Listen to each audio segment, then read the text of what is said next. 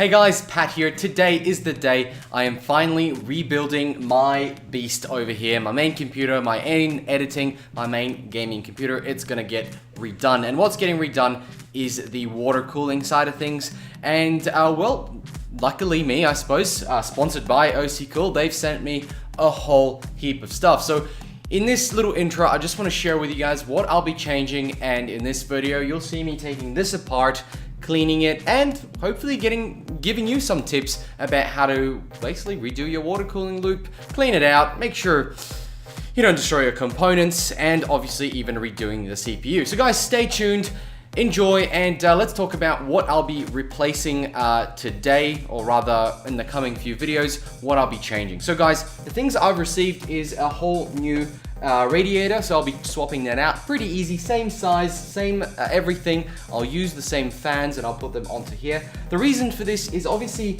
after a while the radiator inside might actually get a little bit potentially damaged. Stuff could get clogged and performance could get well affected. But look, not by much, couple of degrees potentially, but for a clean start, I'm gonna put a new radiator on. The fans don't really matter much. I'll give them a quick clean with an air blaster, and that'll be that. What else I'll be changing is the pump. I have a pump from OC Cool. It's gonna be the pump is fine. Obviously it's D5, so, which is good. It is a lot taller, which is nice, and it'll actually be quite fun trying to take this out because it's mounted from the back, and I'll need to remove all the liquid first before removing the pump, which is going to be fun in itself. So that's going to be replaced. The actual CPU block is going to get replaced with OC Cool's one, this one right here, and I believe it is the silver one. Absolutely gorgeous. I mean, that silver is beautiful. So that's going to get replaced. So yeah, stay tuned for a little bit about redoing a CPU block. And the pipes are gonna get completely replaced. I've been given enough fittings to do everything in bends. I'm not going to have to heat bend any of the piping, which I am absolutely looking forward to. The first time around when I did that, it was, well, look, it's difficult and you can never get it perfect. And at that point in time, I wanted to get it out of the way as quick as possible. I did a few videos on how to do it perfectly when you spend a bit more time on it, but you know, my one looks a bit wonky. But it worked, and it was highly, well, fit very well, and it sealed very well, and there was no leak. So I'm hoping if I use actual corners on everything, it should also actually be pretty good. So I'll need a nice cutting tool, which I have, and to get the links exactly. And I've got, I believe I have enough. There is 4 in here, I believe, if I open it. Yes, there is 4 and look how much package wasting there is in this. There's 4 individual pipes in here. Nicely cool. These are PETGs, so they'll be fun to work with. Now, a couple of things I want to share. Now, you can see here I've got demineralized water and I have this.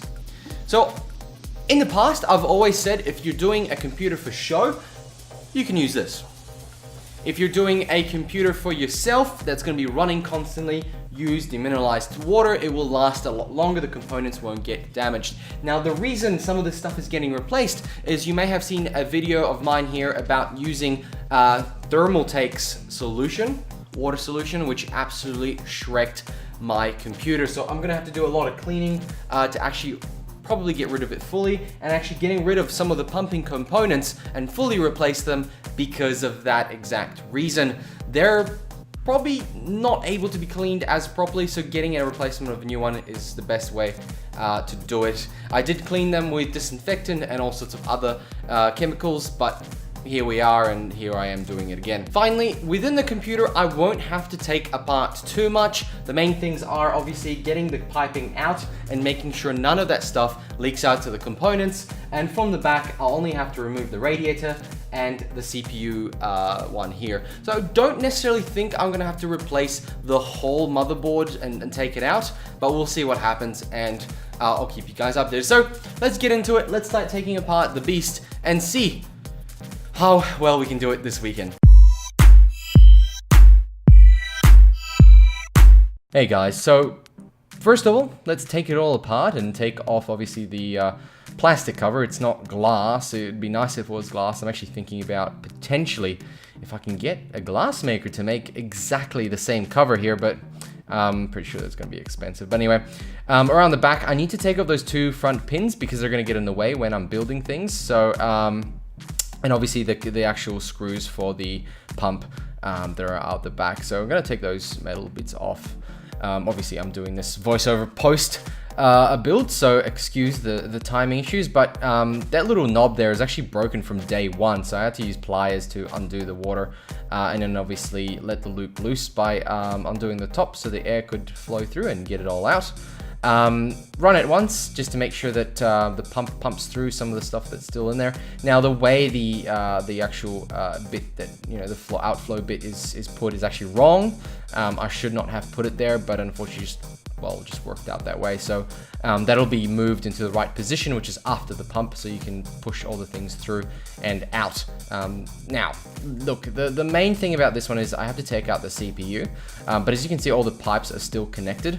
Around the back, there is an X-shaped type bracket that holds the CPU, and I can undo the CPU and I can take it off without actually removing the pipes. But I guess at the end of the day, I will remove the pipes because it's a matter of getting the liquid out of there. This is probably one of the easiest ways to undo it because it's all front. Nothing's hidden around the back. I don't have any pipes going around the back onto a pump. Everything's very front centric. So if I can get one off, I can then do the other one, undo it, and then so on and so forth. So it shouldn't be too much hassle. Now, that pump is so dirty, and I'll be doing a video of actually taking it apart potentially and having a bit of a, you know, show about what's happened inside after the C1000 thermal take. So I got the first pipe out, which is just connected to the radiator. The radiator has no liquid in it from that pipe because it's all at the bottom, so you can see the plugs are at the top. So it's really easy to take off. And now I'm going to unscrew the pump and obviously get all the liquid out of there. There's one more cable at the back that I had to get out, which was actually the light cable that's inside. Once it's out, clean it out, you know, obviously get the liquid out, dry it off, and off we go. We can move on now. That one there is still hanging from the graphics card, so I can undo the graphics card part and take off the CPU as one whole bit. It just makes it a whole heap easier. So if you can manage to take it all off, I really highly suggest doing that, even if you have to put it back on. And it's always nice to redo the actual paste. And obviously after that, take off the graphics card. And since it's front facing on a little extension clip, it's super easy to get around.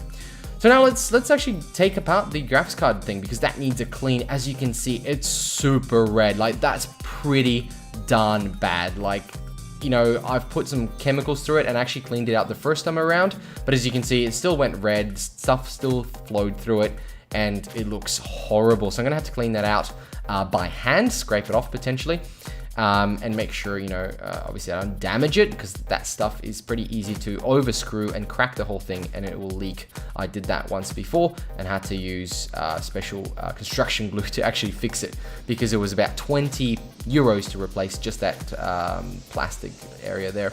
There's a little black rubber band thing that actually works as a sealer, like a almost well, it's shaped exactly to the little BAP. Most of the cleaning stuff was done very easily just with a cloth. I did actually take that to the back and wash it, the plastic one, but I cleaned the metal here with just a towel. Put the little metal grip back on, screw it all back in. Remember, tighten only at the end, so put all the screws in.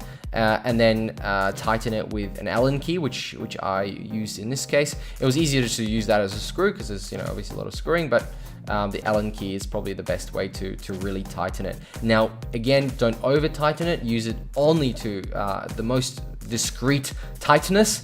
And you know, you'll be able to not break anything. So the OC Cool CPU cooler, remember, take off that warning tab at the bottom. I have had people, you know, tell me about the bad stories they've had where you know, they've left it on. Now they do provide their own paste, but I decided to use my own, which is, again, it's up to you, but you know, if you don't have any, you'll be able to use it yourself. This one actually comes with an AMD and Intel mount, so that's really cool. Obviously, you know, depending on which one you have, but the mounting is super easy. Just put the pins through, put the bracket at the back and screw it in. Now remember, don't over screw it. Again, it's all about using the pressure to just tighten it and make sure that it's holding on, but not over tighten that you actually either damage the motherboard or damage the CPU. So I gave that thing a little bit of a clean. Obviously I need to also put the pump in. Now the pump is actually a bit of a pain. it has these brackets that are really, really high. So I had to remove them and fit it in a little bit differently. Now this might also mean that I have to re-drill some holes, which I did. So make sure you use metal drill bits, otherwise you'll just damage them. So again, quick drill here in this. You can see that I've marked up some spots. They're not particularly exact, and in fact they're not exact, and I use a larger drill bit to actually extend them a little bit to give a little bit of a leeway. Again, it's a quick job, but because it's just 4 screws, you don't have to be too exact, but it's always good to just at least measure out a little bit. I used a pencil to mark up the spots, and they were about half a mil off, which worked out well. I was able to put 3 out of the 4 screws in, so there's actually 1 screw that's not quite there.